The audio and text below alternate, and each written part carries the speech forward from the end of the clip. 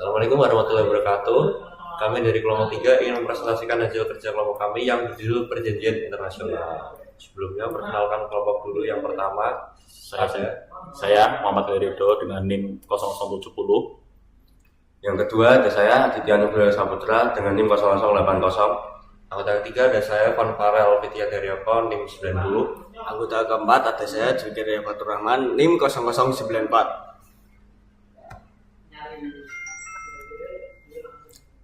Apa itu perjanjian internasional? Yang pertama ada definisi perjanjian internasional.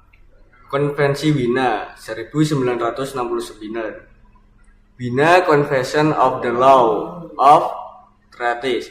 Perjanjian internasional adalah suatu perjanjian yang dibuat secara tertulis antara negara-negara yang diatur oleh hukum internasional.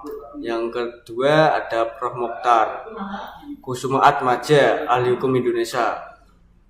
Perjanjian internasional adalah perjanjian antara dua subjek hukum internasional yang menimbulkan hak dan kewajiban yang mengikat dalam hukum internasional.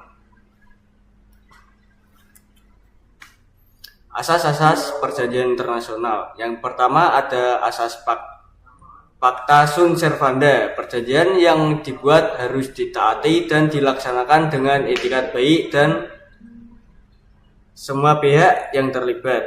Yang kedua ada asas bona fides.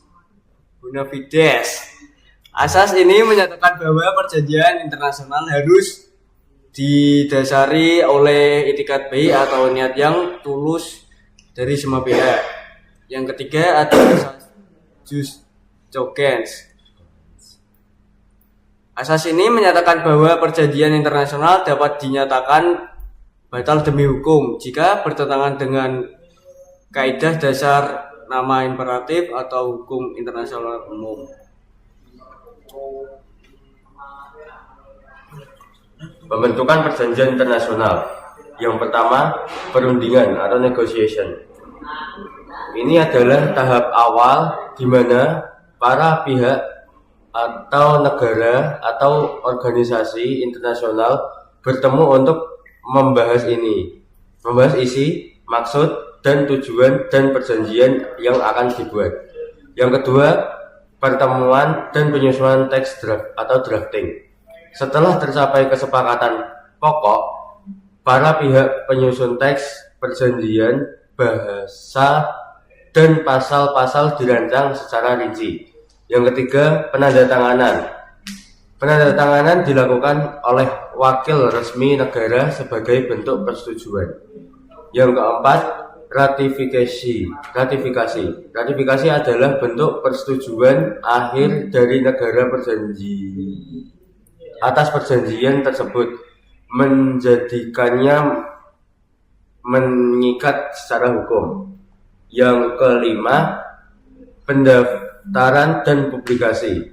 Setelah disahkan, perjanjian didaftarkan ke organisasi internasional, biasanya Sekretariat PBB sesuai pasal 102 Piagam PBB agar mendapatkan pengakuan formal dan transparansi.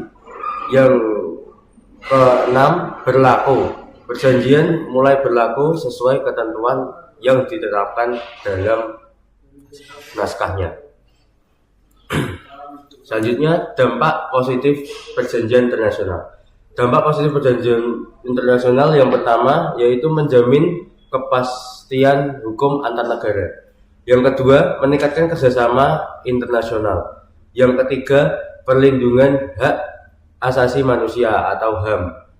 Yang keempat, meningkatkan reputasi negara. Yang kelima, akses ke bantuan atau fasilitas internasional. Dampak negatif perjanjian internasional. Yang pertama, terbatasnya kedaulatan negara. Yang kedua, kewajiban hukum internasional. Yang ketiga, beban finansial. Yang keempat, penyesuaian undang-undang nasional.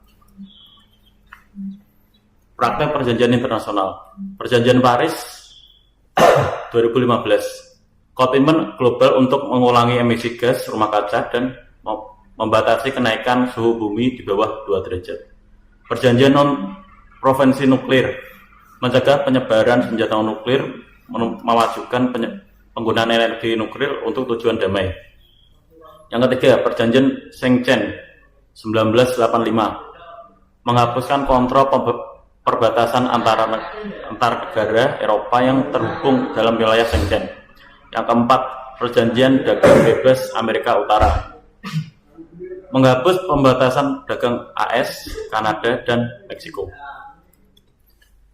Selanjutnya, kesimpulan perjanjian internasional. Perjanjian internasional adalah kesepakatan resmi antar negara atau organisasi internasional yang mengikat secara hukum dan diatur oleh hukum internasional. Proses pembentukannya melalui beberapa tahap, mulai dari perundingan hingga perjanjian berlaku dan dilaksanakan. Perjanjian internasional diadakan pada asas-asas penting seperti Pax Sunt Servanda dan harus dipatuhi itikat baik dan tidak boleh bertentangan dengan norma dasar hukum internasional. Perjanjian ini memiliki dampak positif seperti memperkuat kerjasama antar negara, melindungi HAM, dan memberikan kepastian hukum. Namun juga ada dampak negatif seperti pengurangan kedaulatan negara dan beban biaya. Dalam praktiknya, perjanjian internasional seperti Paris Agreement, NPT, Schengen, NAFTA atau UNCA, dan Statuta Roma menunjukkan bagaimana negara-negara bekerja sama mengatasi isu global, mulai dari perubahan iklim hingga kejahatan internasional. Sekian presentasi dari kelompok kami. Terima kasih. Wassalamualaikum warahmatullahi wabarakatuh.